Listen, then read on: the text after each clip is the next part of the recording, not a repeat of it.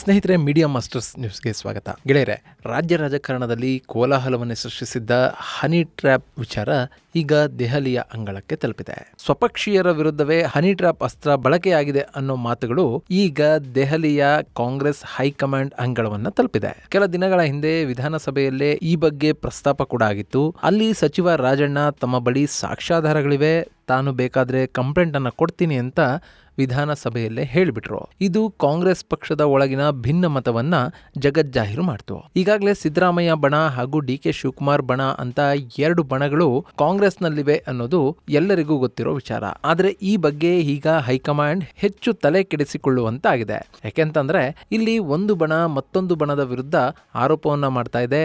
ಈ ಹನಿ ಟ್ರ್ಯಾಪ್ಗೆಲ್ಲ ಆ ಮಹಾನಾಯಕನೇ ಕಾರಣ ಅಂತ ಒಂದಷ್ಟು ಸಚಿವರು ಮಾರ್ಮಿಕವಾಗಿ ಹೇಳ್ತಾ ಇದ್ದಾರೆ.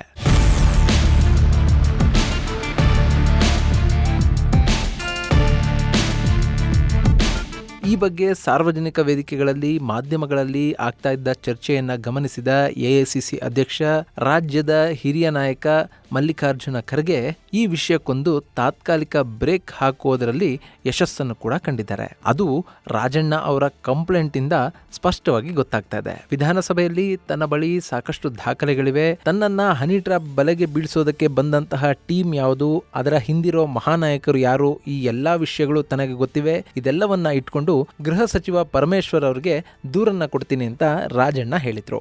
ಆದ್ರೆ ಮಾರ್ಚ್ 25ನೇ ತಾರೀಕಿನಂದು ರಾಜಣ್ಣ ತುರ್ತು ಪತ್ರಿಕಾಗೋಷ್ಠಿಯನ್ನ ನಡೆಸಿದ್ರು ಹಾಗೂ ತಾನು ಹನಿ ಟ್ರ್ಯಾಪ್ ಬಗ್ಗೆ ಕಂಪ್ಲೇಂಟ್ ಅನ್ನ ಕೊಡ್ತಾ ಇರೋದಾಗಿ ಹೇಳಿಕೆಯನ್ನು ಕೂಡ ಕೊಟ್ಟರು.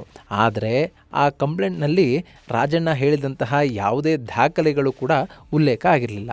ಅಲ್ಲದೆ ತನ್ನನ್ನ ಹನಿ ಟ್ರ್ಯಾಪ್ಗೆ ಬೀಳಿಸೋದಕ್ಕೆ ಬಂದಂತಹ ವ್ಯಕ್ತಿಗಳ ಮುಖ ಕೂಡ ತನಗೆ ಸರಿಯಾಗಿ ನೆನಪಿಲ್ಲ, ಅವರ ಫೋಟೋಗಳನ್ನು ತೋರಿಸಿದ್ರೆ ತಾನು ಗುರ್ತು ಹಿಡಿಯಬಲ್ಲೆ ಅನ್ನೋ ಮಾತುಗಳನ್ನ ರಾಜಣ್ಣ ಹೇಳಿರೋದು ಕಾಂಗ್ರೆಸ್ ಪಕ್ಷದ ಒಳಗೆ ಎಷ್ಟರ ಮಟ್ಟಿಗೆ ಈ ವಿಚಾರ ಚರ್ಚೆ ಆಗಿದೆ ಹಾಗೂ ಈ ಪ್ರಕರಣವನ್ನ ಹಳ್ಳ ಹಿಡಿಸೋದಕ್ಕೆ ಹೇಗೆಲ್ಲ ಪ್ರಯತ್ನಿಸಲಾಗ್ತಾ ಇದೆ ಅನ್ನೋದು ಸ್ಪಷ್ಟವಾಗಿ ಗೊತ್ತಾಗ್ತಾ ಇದೆ. ಹೀಗೊಂದು ಕಡೆ ಸಹಕಾರಿ ಸಚಿವ Rajanna hit and run complaint ಅನ್ನ ಕೊಡೋದ್ರ ಮೂಲಕ ಈ ಪ್ರಕರಣದ ದಿಕ್ಕನ್ನೇ ಬದಲಿಸುವ ಪ್ರಯತ್ನವನ್ನ ಮಾಡ್ತಾ ಇರೋ ಸಮಯದಲ್ಲೇ ಲೋಕೋಪಯೋಗಿ ಸಚಿವ ಸತೀಶ್ ಜಾರಕಿಹೊಳಿ ದೆಹಲಿಯಲ್ಲಿ ಬೀಡುಬಿಟ್ಟಿದ್ದಾರೆ. ಅವರು ಹೈಕಮಾಂಡ್ ನಾಯಕರನ್ನ ಭೇಟಿ ಮಾಡೋದಕ್ಕೆ ಅಂತಲೇ ದೆಹಲಿಗೆ ಬಂದಿರೋದು ಸ್ಪಷ್ಟ ಆಗ್ತಾ ಇದೆ. ಈಗಾಗಲೇ ಸಾಕಷ್ಟು ಹಿರಿಯ ನಾಯಕರನ್ನ, ಪಕ್ಷದ ಕಾರ್ಯದರ್ಶಿಗಳನ್ನ ಭೇಟಿ ಮಾಡಿರುವ ಸತೀಶ್ ಜಾರಕಿಹೊಳಿ ಕರ್ನಾಟಕದಲ್ಲಿ ನಡೀತಾ ಇರುವಂತಹ ಹನಿ ಟ್ರ್ಯಾಪ್ ವಿಚಾರ ಹಾಗೂ ಅದರ ಹಿಂದಿರುವ ಮಹಾನಾಯಕನ ವಿಚಾರಗಳನ್ನು ಅವರಿಗೆ ಮುಟ್ಟಿಸಿದ್ದಾರೆ ಅನ್ನೋ ಮಾಹಿತಿಗಳು ಕೂಡ ಹೊರಬೀಳ್ತಾ ಇವೆ.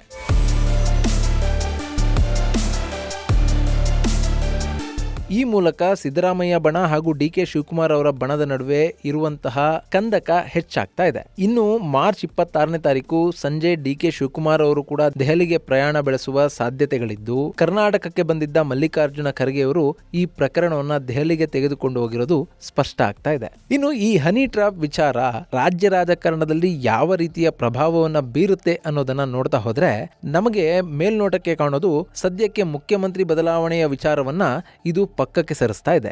ಇಲ್ಲಿ ಈ ಪ್ರಕರಣವನ್ನ ರಾಜಕೀಯ ದೃಷ್ಟಿಯಿಂದ ನೋಡಿದಾಗ ಸಿಗಬೇಕಾದ ಫಲಿತಾಂಶ ಯಾರಿಗೆ ಸಿಗಬೇಕೋ ಅವರಿಗೆ ಸ್ಪಷ್ಟವಾಗಿ ಸಿಕ್ತಂತೆ ಕಾಣ್ತಾ ಇದೆ.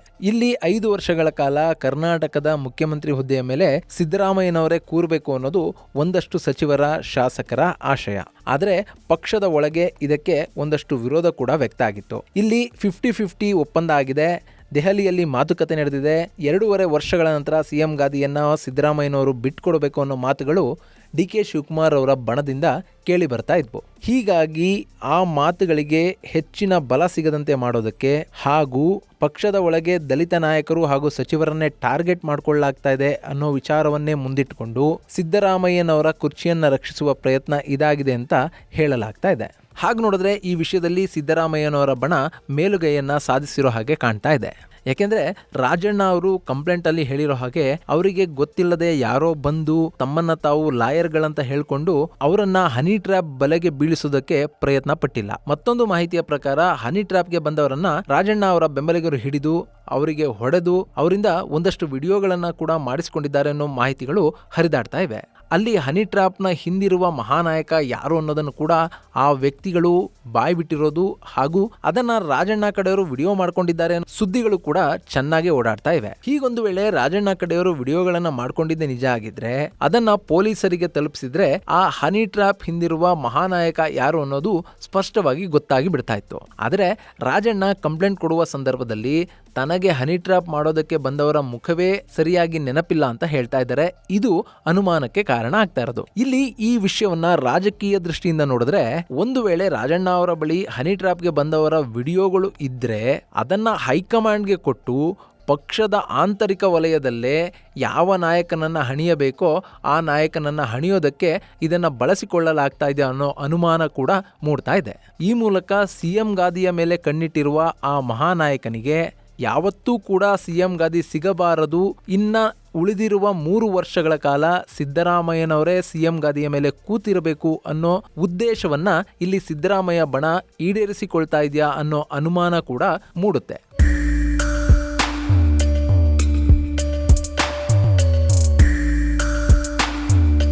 ಹೀಗಾಗಿ ಹನಿ ಟ್ರ್ಯಾಪ್ ಪ್ರಕರಣ ಅನ್ನೋದು ರಾಜ್ಯದಲ್ಲಿ ಕೋಲಾಹಲವನ್ನೇ ಸೃಷ್ಟಿಸಿ 48 ಸಚಿವರು, ಶಾಸಕರು, ಕೇಂದ್ರ ನಾಯಕರು ಇವರೆಲ್ಲರ ವಿಡಿಯೋಗಳಿವೆ ಅನ್ನುವ ಬಾಂಬನ್ನ ಹಾಕಿ ರಾಜ್ಯದ ಜನರ ತಲೆಗೆ ಹುಳ ಬಿಟ್ಟು ಕಡೆಗೆ ತಮ್ಮ ರಾಜಕೀಯ ಬೇಳೆಯನ್ನ ಬೇಯಿಸಿಕೊಳ್ಳೋದಕ್ಕೆ ಇದನ್ನ ಬಳಸಿಕೊಳ್ಳಲಾಗ್ತಾ ಇದೆಯಾ ಅನ್ನೋ ಅನುಮಾನ ಮೂಡ್ತಾ ಇದೆ. ಇದೆಲ್ಲದರ ನಡುವೆ ದೆಹಲಿಯಲ್ಲಿರುವ ಲೋಕೋಪಯೋಗಿ ಸಚಿವ ಸತೀಶ್ ಜಾರಕಿಹೊಳಿ ಕೇಂದ್ರ ಸಚಿವ ಕುಮಾರಸ್ವಾಮಿ ಅವರ ಜೊತೆ ಒಂದು ಊಟ ಮಾಡಿದ್ದಾರೆ ಅನ್ನೋ ಸುದ್ದಿ ಈಗ ಇನ್ನೊಂದಷ್ಟು ರಾಜಕೀಯ ಕೋಲಾಹಲಕ್ಕೆ ಕಾರಣ ಆಗ್ತಾ ಇದೆ. ಈ ಬಗ್ಗೆ ಸಾಕಷ್ಟು ನಾಯಕರು ಈ ಇಡೀ ಪ್ರಕರಣದ ಹಿಂದೆ ಕುಮಾರಸ್ವಾಮಿ ಅವರ ಕೈವಾಡ ಏನಾದ್ರು ಇದೆಯಾ ಅನ್ನುವ ಅನುಮಾನವನ್ನ ವ್ಯಕ್ತಪಡಿಸ್ತಾ ಇದ್ರೆ, ಮತ್ತೊಂದು ಕಡೆ ಭಾರಿ ಕೈಗಾರಿಕಾ ಸಚಿವ ಎಂ.ಬಿ. ಪಾಟೀಲ್ ಅವರು ರಾಜ್ಯದ ನಾಯಕರು, ಈಗ ಕೇಂದ್ರದಲ್ಲಿ ಸಚಿವರಾಗಿದ್ದಾರೆ, ನಾವು ಕೂಡ ದೆಹಲಿಗೆ ಹೋದಾಗ ಅವರನ್ನ ಭೇಟಿ ಮಾಡ್ತೀವಿ, ಅವರ ಜೊತೆ ಊಟ ಮಾಡ್ತೀವಿ, ಅದಕ್ಕೆ ವಿಶೇಷವಾದ ಅರ್ಥವನ್ನ ಕಲ್ಪಿಸಬೇಕಿಲ್ಲ ಅನ್ನೋ ಮಾತುಗಳನ್ನ ಹೇಳ್ತಾ ಇದ್ದಾರೆ.